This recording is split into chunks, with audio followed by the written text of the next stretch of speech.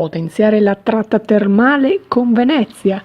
È questa la richiesta posta dall'ODG, l'organizzazione di gestione della destinazione formata dagli amministratori del territorio a Trenitalia. Sono 3 i convogli che nella fascia serale fermano nella stazione di Terme Euganei, dei quali uno di fascia di prezzo maggiorata. Sono i regionali 33750 delle 20:30, l'Intercity 592 delle 20:50 e il regionale 2248 delle 22:35.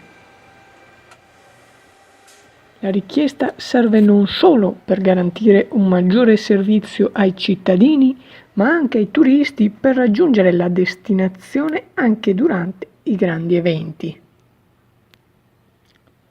Contatti sono stati inoltre presi per migliorare i collegamenti su gomma con la stazione, in modo da facilitare gli utenti delle vicine città come Torreglia e consentire di alleviare la pressione sul parcheggio della stazione.